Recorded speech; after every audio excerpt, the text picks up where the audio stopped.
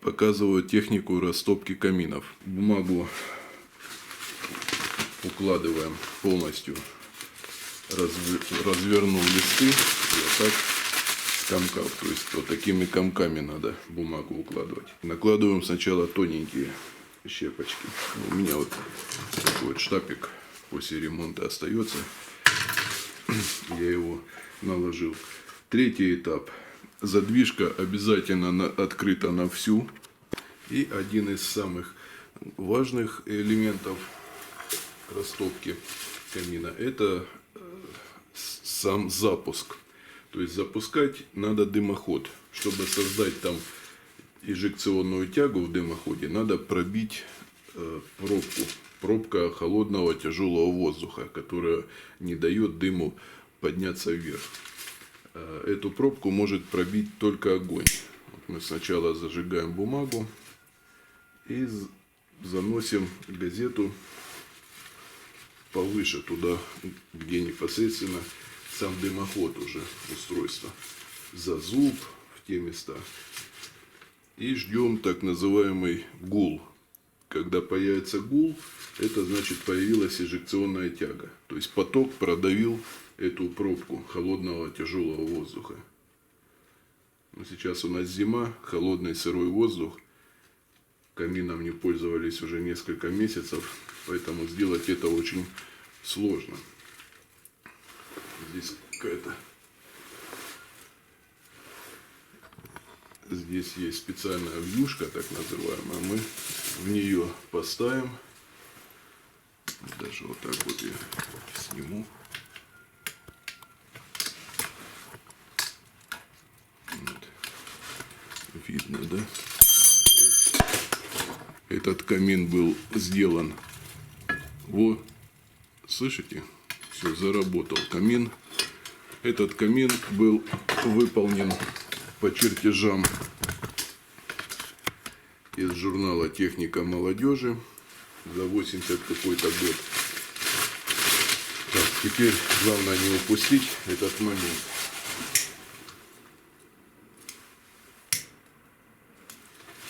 Достался мне этот камин вместе с дачей в нагрузку. В дальнейшем я его, конечно, буду переделывать, потому что он сделан с некоторыми нарушениями. То есть не совсем правильная конструкция у него. Ну и сами размеры меня тоже не устраивают. Ну вот видите, когда запустился дымоход, то и камин заработал, в принципе, сразу же с первого раза. То есть отсюда дым не вываливает. Мы сейчас ждем, когда разгорятся маленькие щепочки. И можно будет подкладывать дровишки побольше.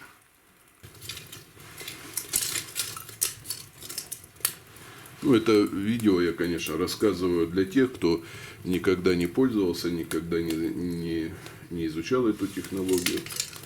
Те, кто знают, конечно, они уже по-другому никак не запускают камины. Это такой способ.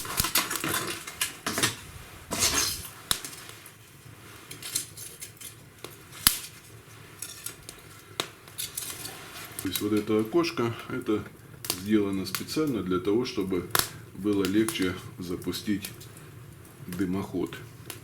Вот можем посмотреть, как там огонь пролетает. Это вот такая интересная конструкция камина. В этом камине что еще есть? Вот такой вот колосник установлен. Железный поддон, в залу вытаскивать строительный мусор, так называемый. Наследие Советского Союза. Элементы декора.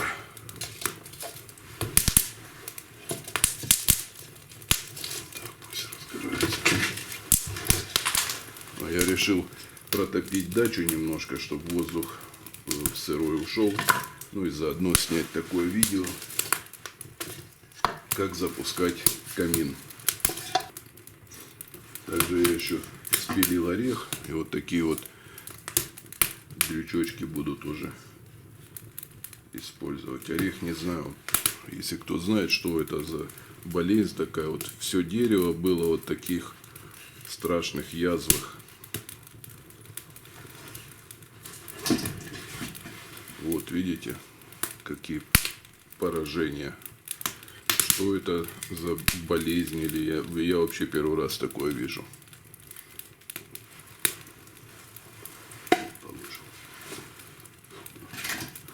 Вот тоже видите. Такое дерево, конечно, уже оно не плодоносило несколько лет. Я его просто решил спилить, потому что оно и затеняет. На северной стороне было посажено, затеняет сильно двор, листва, все гниет.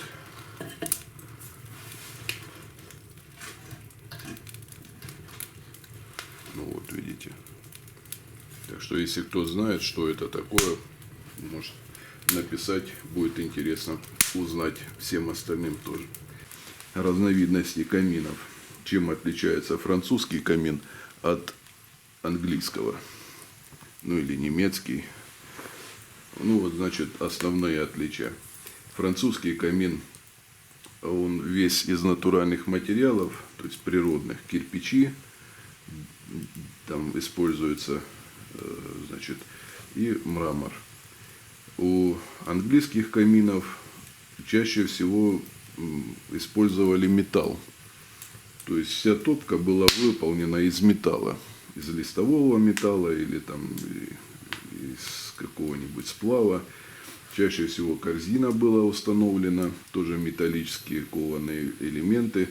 В них закладывали дрова, и уже непосредственно в этой корзине был устроен затягивающий элемент, ну типа зуба, в трубу. В Германии были очень большие размеры каминов. В них могли занести целого быка и на вертеле в этом камине пожарить. История происхождения каминов. Изначально камины придумывали для того, чтобы просто поесть. То есть первобытный человек в своей пещере разжег впервые костер, или там принес с улицы горящие дрова. И ему стало тепло, и он там еще стал кушать, готовить. Так вот и появился камин, очаг внутри помещения. Фанера затрещала. У меня на этот случай есть такая вот супер решетка.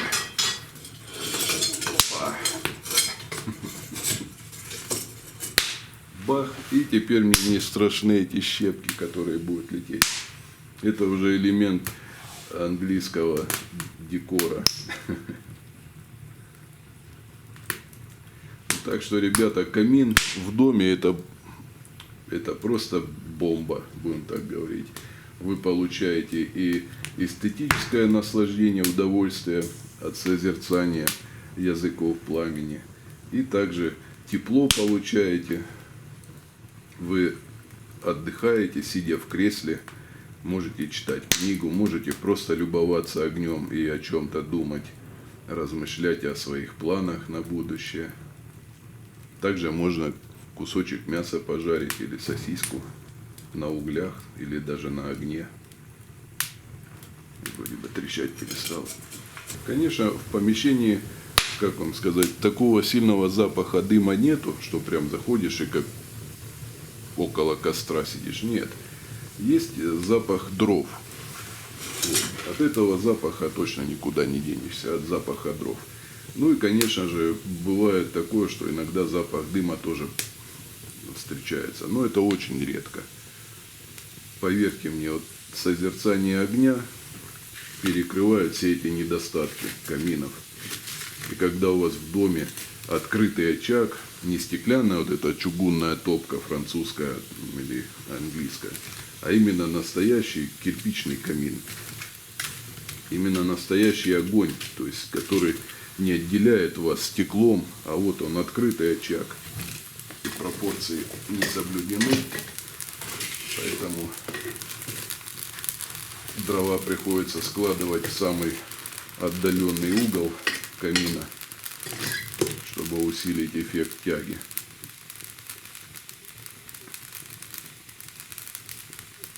Это вот орех зашипел. Еще подложим, пусть подсыхает.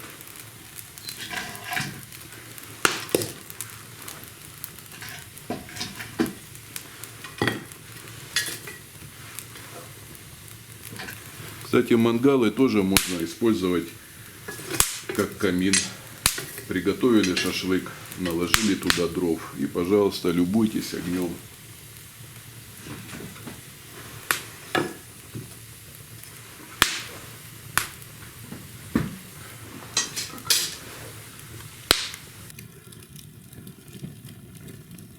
Друзья, если у вас есть какие-то вопросы по поводу камина, пишите в комментариях. Я обязательно сниму видеообзор. И в следующем видео обязательно на эти вопросы вам отвечу. Ну а я с вами прощаюсь. До новых встреч. Спасибо за внимание. Пока.